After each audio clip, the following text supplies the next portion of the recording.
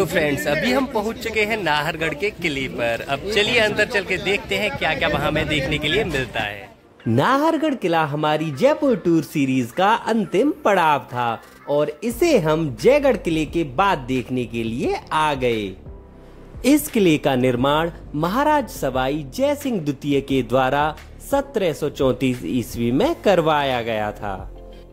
किले के खुलने का समय सुबह 10 बजे से शाम सनसेट तक का होता है, क्योंकि ये सनसेट व्यू के लिए सबसे बेस्ट प्लेस है। साथ ही यहाँ की एंट्री मात्र 50 रुपए में आपको मिल जाएगी। इस किले की ये ऊंची ऊंची दीवारें इस तथ्य को सही साबित करती हैं कि इस किले पर कभी भी हमला नहीं हुआ था। टिकट लेकर अब हम चल दिए किले की सुंदरता को देखने के लिए, जहां पर सबसे पहले हमें शीश महल की एंट्री गेट दिखाई दी। यहाँ की टिकट 500 रुपए की थी, लेकिन क्योंकि हमारे पास समय कम था इसलिए हम सीधे किले में ही प्रवेश करने चले गए थे। यदि आप शीश महल भी घूमना चाहते हैं तो यहाँ के लिए अलग से 500 रुपए की एंट्री फीस देनी होगी, जिसमें कि आप शीश महल के साथ साथ यहाँ का वैक्स म्यूजियम भी घूम सकते हैं, जिसमें कि आपको एपीजे अब्दुल कलाम से लेके अमिताभ बच्चन तक की वैक्स इमेज देखने के लिए मिल जाएंगी।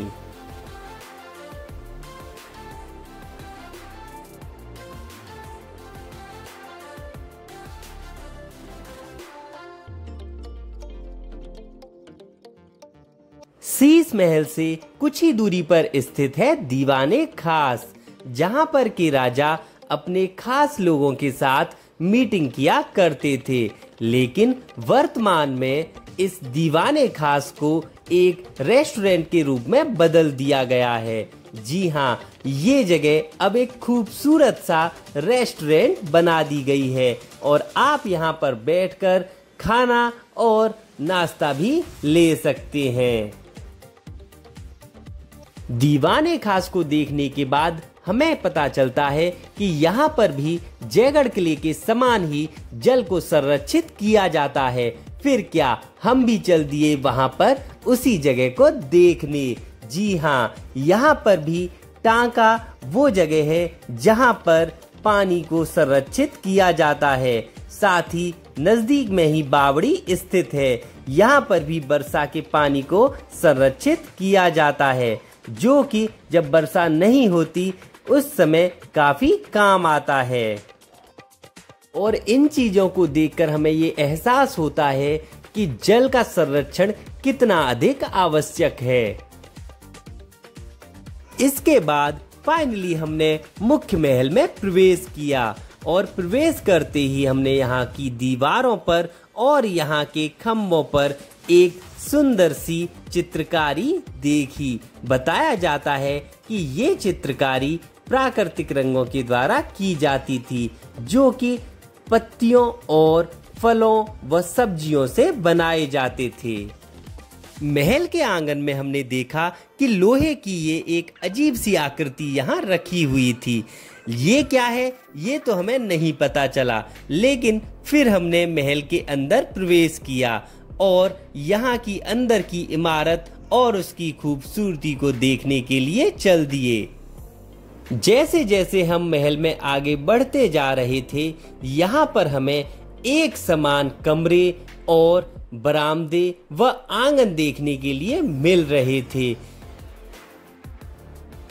हमने सोचा कि शायद आगे चलने पर हमें कुछ और देखने के लिए मिलेगा, लेकिन जैसे जैसे हम आगे बढ़ते जा रहे थे ये एक तरह की हमें भूल भुलैया जैसी प्रतीत हो रही थी।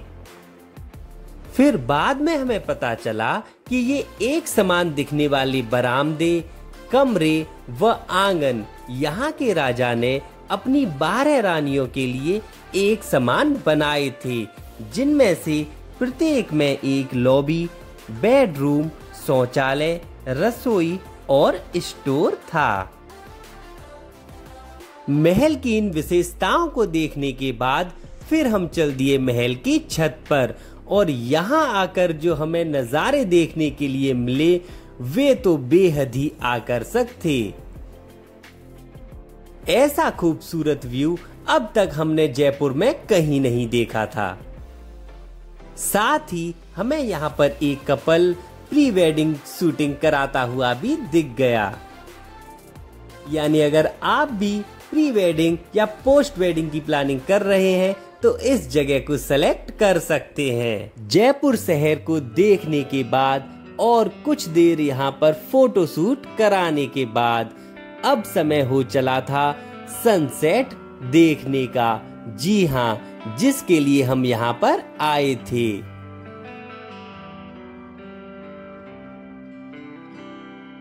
धीरे धीरे सभी पर्यटक छत के उस हिस्से की तरफ बढ़ने लगे जहां से सनसेट का बेहतरीन सा व्यू दिखाई देने वाला था।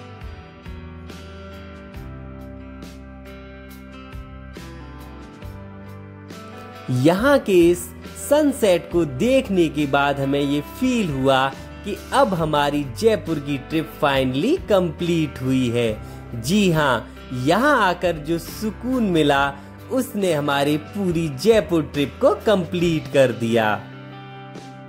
ये सामने जो पॉइंट है ये यहाँ का प्रमुख सनसेट पॉइंट है।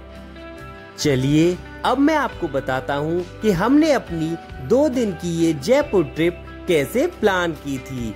यहाँ हमने डे 1 में सबसे पहले सीकर स्थित खाटू श्याम धाम के दर्शन किए। साथ ही लौट कर आके हमने जयपुर में हवा महल देखा, फिर जंतर मंतर और रात में हमने चौकीधानी को देखा। जिसके बाद डे 2 में हमने जल महल, आमेर महल, जयगढ़ फोर्ट और नाहरगढ़ फोर्ट को विजिट किया। यदि आप जयपुर की और बची हुई प्लेसेस को भी देखना चाहते हैं तो आप अपने जयपुर टूर को 3 दिन का प्लान करके आएं। अब मैं आपको बताता हूँ कि इस ट्रिप पर लगभग कितना खर्चा आ सकता है। मैं मान के चलता हूँ कि आपने अपनी यह यात्रा नई दिल्ली से शुरू की है और आप 2 लोग हैं, तब पर पर्सन ट्रांसपोर्ट का कुल खर्चा लगभग 1000 रुपए, रूम का लगभग 500 रुपए, टिकट्स का लगभग 2000 रुपए, जिसमें कि चौकीधानी की टिकट भी इंक्लूड है। साथ ही फूड लगभग 500 रुपए। इस तरह से टोटल आप इस 2 दिन के टूर को 4000 रुपए में कंप्लीट कर सकते हैं। अगर वीडियो अच्छी लगी हो तो वीडियो को लाइक और चैनल को सब्सक्राइब जरूर करें।